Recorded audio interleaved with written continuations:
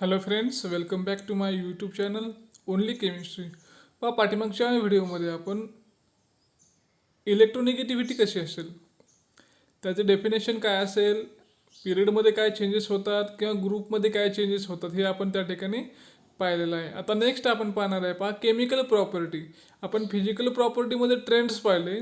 आता केमिकल प्रॉपर्टीमध्ये जे काही ट्रेंड्स असतील, मग याच्यामध्ये व्हॅलन्सी असेल, ऑक्सिडेशन स्टेट असेल किंवा मग डायगोनल रिलेशनशिप असेल, याच्यामध्ये काही ट्रेंड्स आहेत. हे ट्रेंड्स आपण या ठिकाणी आता पाहणार आहे. नेक्स्ट आहे आपला आता ट्रेंड्स इन केमिकल प्रॉपर्टीज. तर पहिला आपण पाहूया त्याच्यामध्ये periodicity is observed in chemical properties, some of them may B.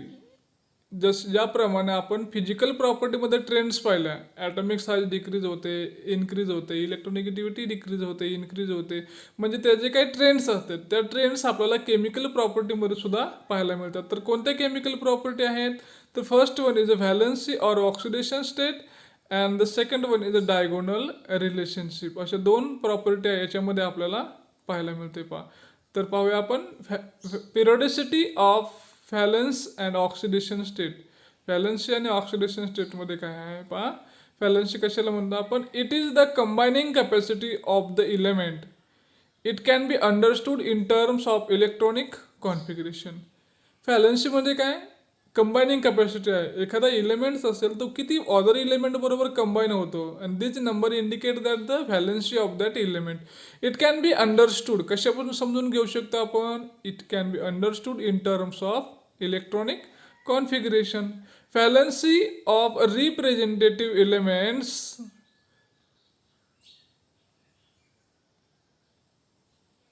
Is equal to group number. त्याचं काय असेल? ग्रुप नंबर असेल, ऑर 8 मायनस ग्रुप नंबर. एखाद्या एलिमेंटची व्हॅलन्सी आहे ती आपण कशी फाइंड आउट करू शकतो? तर ग्रुप नंबर, त्याचा जो काही ग्रुप नंबर असेल ती त्याची काय असते? व्हॅलन्सी असते, किंवा 8 मायनस ग्रुप नंबर.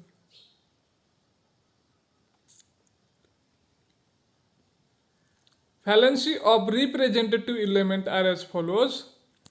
मग जर आपण व्हॅलन्सी पाहिली तर या ठिकाणी आपल्याला नंबर ऑफ व्हॅलन्स इलेक्ट्रॉन या ठिकाणी दिलेले आहे. आपल्याला किती दिलेले आहे? 1 2 3 4 5 6 7 8 दिलेले आहेत. आणि मग याची जी काय व्हॅलन्सी असेल ती किती असेल? 1 2 3 4. आता 5 6 7 8 असेल, म्हणजे आपण कसं सांगितलेलं आहे? Valency equal to number of valence electron or 8 minus group number. मग किती आहे ग्रुप नंबर? आता ग्रुप 15 जर गेलो आपण तर काय मग आता किती व्हॅलन्सी इलेक्ट्रॉन आहे? 5. मग 8 मायनस 5 3, 8 मायनस 6 2, 2 और 6 7, and 8 minus 1 7 means valency is oxidation state or oxidation number. आता oxidation state पाहूया आपण. It shows the total number of electron which have been removed from an element of positive oxidation state or added to an element with negative oxidation to form a compound. काय दाखवतं आपल्याला? Oxidation state म्हणजे एखाद्या इलेमेंटने किती number of electron त्या ठिकाणी accept केलेले आहेत किंवा किती नंबर ऑफ इलेक्ट्रॉन त्यानं डोनेट केलेले आहेत. This numbers means they have a charge along with sign. Charge पण आहे आणि त्याच्यासोबत काय आहे? साईन पण आहे. They may be positive or negative. We can easily define this term as the charge along with sign is called oxidation state or oxidation number. Nowadays, in terms of oxidation state is frequently used for valency. How to calculate oxidation number of an element? कसा आपण calculate करू शकतो? From first A to fourth group, oxidation number equal to group number. From 5A to 0 group, oxidation number equal to group number minus 8. The element from 5A group exhibit a negative oxidation state due to their high electronegativity. 5वा group जर पाहिला आपण, तिथून पुढे जर गेलो, 5A group जर पाहिला आपण, तिथून पुढे जर आपण गेलो तर त्या ठिकाणी आपल्याला निगेटिव्ह ऑक्सिडेशन स्टेट पाहायला मिळते. कशामुळं? तर त्याची जी काही इलेक्ट्रोनिगेटिव्हिटी असेल ती कशी आहे, high electronegative. Some periodic trends observe in valency of element hydrides and oxides are as follows. Periodic trend कसे पाहायला मिळतात पहा. फॉर्म्युला आहे पहा या ठिकाणी. फॉर्म्युला ऑफ हायड्राइड LiH आहे, lithium hydride, sodium hydride, potassium hydride. आणि ऑक्साईड पण आहे या ठिकाणी Li2O, Na2O, K2O. किंवा मग सेकंड ग्रुपमध्ये असेल तर CaH2 आहे. ऑक्साईडमध्ये पाहिलं तर MgO आहे. 13वा ग्रुप पाहिलं तर B2H6 आहे, AlH3 आहे, B2O3 आहे. म्हणजे हे ऑक्साईड आहे आणि हायड्राइड आहे.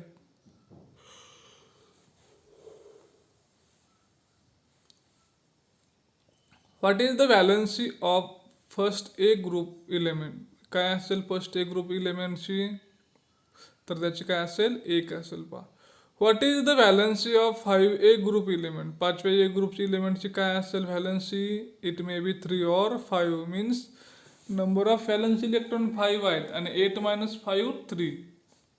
What is the oxidation number of 5A group element. -3 असेल. What is the common oxidation number of 7A group element. काय असेल कॉमन ऑक्सिडेशन नंबर, तर त्याचा असेल -1 असेल. त्याला 1 इलेक्ट्रॉनची त्याला गरज असेल. त्याला diagonal relationship. The similarities in the chemical properties of first element in second period with the second element in the next group of third period is called diagonal relationship. डायगोन मध्ये ते रिलेशनशिप दाखवतात आणि त्याच्या जे काही प्रॉपर्टी असतील त्या सारख्या प्रॉपर्टी आपल्याला पाहायला मिळतात. फॉर एक्झाम्पल आता या ठिकाणी पहा कोणाच्या प्रॉपर्टी सारख्या आहेत. या ठिकाणी डायगोनल रिलेशनशिपमध्ये पाहत आहे lithium magnesium, beryllium aluminium, boron silicon हे डायगोनमध्ये आले. आम्ही याची जी काय प्रॉपर्टी असतील त्या प्रॉपर्टी सारख्या असतात, याला म्हणतो आपण diagonal relationship. The similarities in the chemical property of the first element in the second period. कोणता आहे फर्स्ट इलेमेंट, लिथियम आहे. And the second element of the next group in a third period.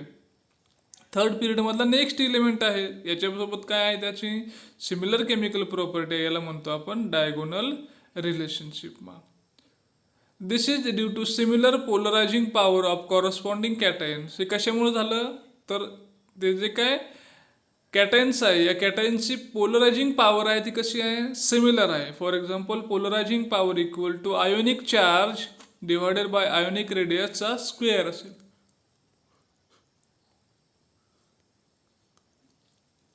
For example, Be2+ and Al3+ have similar polarizing power. Hence, the properties of beryllium and aluminum are also similar. हे जे काही दोन element आहे याची जी काय पोलरायझिंग power आहे ती काय आहे, सारखी आहे. आणि पोलरायझिंग पॉवर सारखी आहे तर त्याच्या प्रॉपर्टी सुद्धा कशा येतात, सारख्या येतात. पहा the oxides of both beryllium and aluminium are amphoteric. मग याचे ऑक्साईड कसे आहेत, एम्फोटेरिक आहे. The carbides of both beryllium and aluminum produces methane gas on hydrolysis, so they are known as methanoids. मग यापासून काय जे काही कार्बाइड तयार होतात किंवा याच्यापासून जो काय गॅस प्रोड्यूस होतो तो सिमिलर गॅस आहे. तो कोणता गॅस आहे, मिथेन गॅस आहे. याला काय म्हणतो आपण, मिथेनाइड्स म्हणतो. पहा Be2C that is the carbides plus 2H2O they gives oxides BeO plus CH4. Similarly, Al4C3 12H2O they gives hydroxide AlOH thrice plus 3CH4. दोन्ही ठिकाणी मिथेन गॅस तयार होतोय. पहा using the periodic table predict the formula of compound which might be formed by the following pair of elements: silicon and bromine, aluminum and sulfur. Answer part. Silicon is a group 14 element with the valency of 4. Bromine belong to the halogen family with valency of 1. Hence the formula of the compound form would be SiBr4. Aluminum is a group 13 element with the valency of 3. Sulfur belongs to the group 16 with the valency of 2. Hence, the formula of the compound would be Al2S thrice. Are the oxidation state and covalency of aluminum in AlCl H2O5 2 plus is same? No. The oxidation state of aluminum is +3, in the covalency is 6. +3 असेल. There are many elements which exhibit variable valency, particularly transition element and actinides.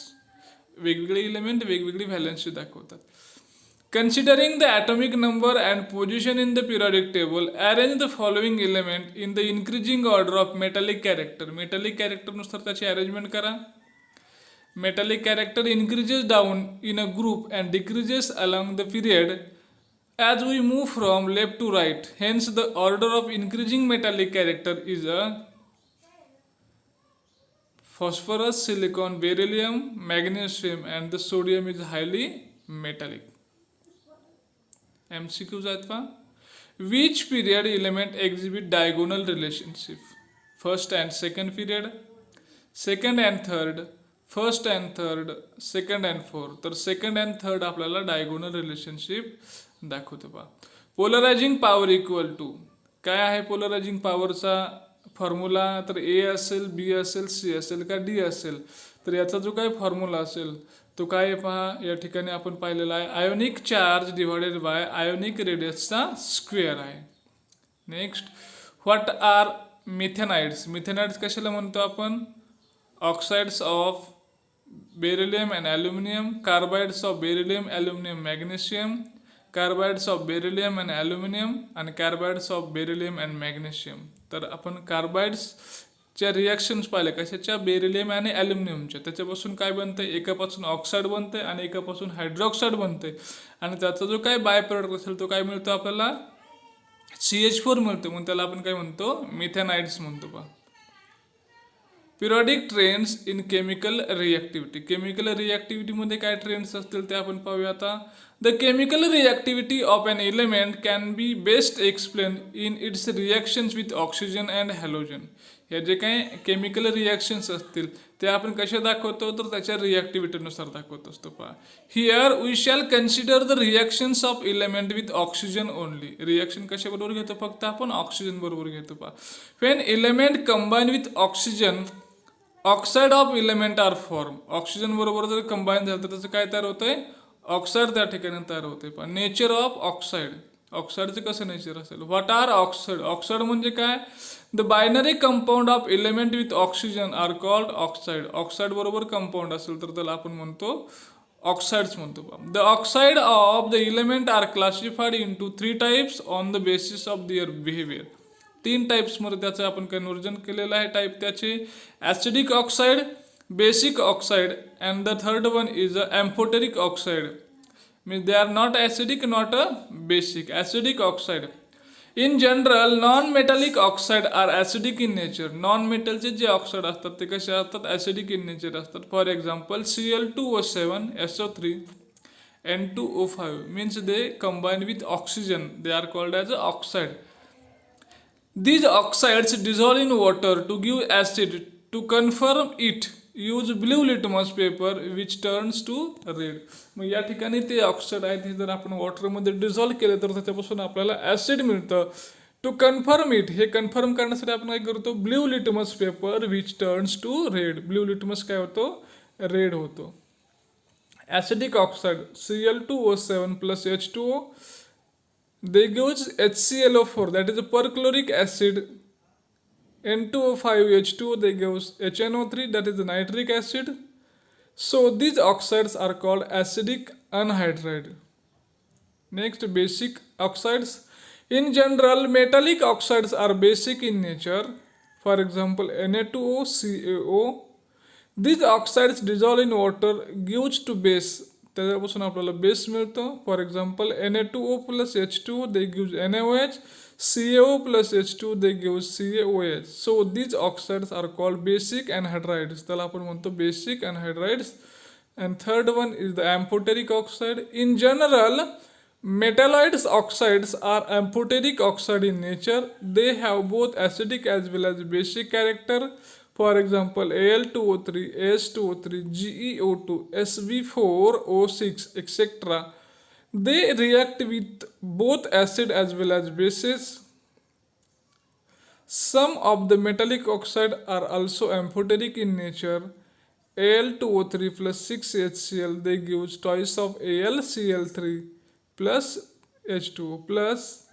पहा दुसरं example आहे Al2O3 plus twice of NaOH, they give 2NaAlO2 plus H2O, means they react with acid or base.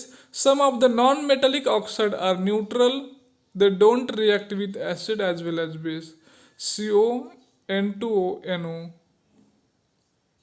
MCQs आहेत पहा या ठिकाणी आता. Oxides of the element based on their nature are mainly classified into acid, basic, acidic, basic, neutral, acidic, basic, neutral and amphoteric, and the last one is acidic, basic and amphoteric. तर 3 type मध्ये classification आहे. कोणत्या type मध्ये? Acidic, basic आणि amphoteric मध्ये आहे. Second one, what is the nature of CO gas? CO गॅसचं nature कसं असेल? Acidic, basic, amphoteric and neutral. तर याचं नेचर कसं आहे? न्यूट्रल नेचर आहे, ते रिॲक्ट होत नाही. पहा, what is the nature of Al2O3? Al2O3चं काय नेचर असेल? Acidic, basic, amphoteric, neutral. तर ते आहे एम्फोटेरिक आहे. फेन N2O5 dissolve in water gives, N2O5 वॉटरमध्ये dissolve केला तर काय मिळेल आपल्याला? दे gives HNO3. Trends of oxide, ऑक्साइडमध्ये काय ट्रेंड्स आहेत आता? In period, the acidic nature of oxide increases fair as the basic nature decreases from left to right across the period. त्या पिरियडमध्ये जर आपण पाहिलं तर काय होतंय? ॲसिडिक नेचर ऑक्साइडचं इन्क्रीज होतंय, पण बेसिक नेचर काय होतं? डिक्रीज होतंय. कुठून कुठे? Left to right. Reason, non metallic nature of element increases and metallic nature decreases from left to right across the period. त्यामुळे काय होतं आपल्याला? ते जे काही नेचर आहे ते कसं होतं आपलं? ॲसिडिक नेचर वाढत जातं आणि बेसिक नेचर काय होतं? कमी होतं. का? तर मेटॅलिक कॅरेक्टर जास्त असेल तर ते काय आपलं बेसिक नेचर दाखवल, पण लेफ्ट टू राईट काय होतं? मेटॅलिक कॅरेक्टर काय होतं? डिक्रीज होतं. म्हणजे सुरुवातीला आपल्या लेफ्ट साईडला सगळे मेटल आहे तर ते कसे असतील? बेसिक असतील. आणि जर आपण राईट साईडला गेलं तर सगळे कसे आपले नॉन मेटल आहे. नॉन मेटल म्हणजे ते कसे दाखवणार? ॲसिडिक नेचर दाखवतील. पहा, फॉर एक्झाम्पल पहा या ठिकाणी आपण पाहूया N2O, MgO, म्हणजे हा एक ग्रुप दाखवलेला आहे आपल्याला, पिरियड दाखवलेला आहे. याच्यामध्ये पाहता बेसिक नेचर काय होतंय? In a third period N2O is a strong basic oxide as it is a metallic oxide, and Cl2O7 is a strong acidic oxide as it is a non-metallic oxide. पाहता, acidic nature gradually increase in a period and basic nature is gradually decrease in period. acidic काय होतंय? वाढत जातंय, पण basic कसं होतंय? Decrease होत जातंय. पहा त्या ठिकाणी in a group, the basic nature of oxide increases whereas acidic nature decreases as moving down the group. Basic nature वाढतंय आणि ॲसिडिक काय होतंय? कमी होतं. Down the group metallic nature of element increases and non metallic decreases. Metallic character वाढतात त्यामुळे त्या ठिकाणी ते इन्क्रीज होतात. The basic nature of oxide increases wear as acidic nature decreases as moving down the group. ग्रुपमध्ये जर आपण पाहिलं तर काय होतंय? त्याचं बेसिक नेचर वाढतंय आणि ॲसिडिक कमी होतंय. Down the group metallic nature of the element increases and non metallic nature decrease होते. पहा या ठिकाणी for example in a group first A पहा एलिमेंट दाखवलेले आहेत. नेचर पहा हे डिक्रीज होतंय आणि बेसिक काय होतंय आपलं या ठिकाणी? इन्क्रीज होत जातंय. म्हणजे त्या ठिकाणी मेटॅलिक कॅरेक्टर वाढलं तर बेसिक नेचर वाढतंय आणि मेटॅलिक नेचर कमी झालं तर ॲसिडिक नेचर त्या ठिकाणी वाढलेलं पाहायला मिळतंय. पहा, which is more acidic oxide? कोणतं ॲसिडिक असेल मोर? तर Cl2O7. ॲसिडिक का आहे ते? तर Cl कसा आहे आपला? हा नॉन मेटॅलिक आहे. Which is a more basic oxide? कोणतं बेसिक असेल? CS2O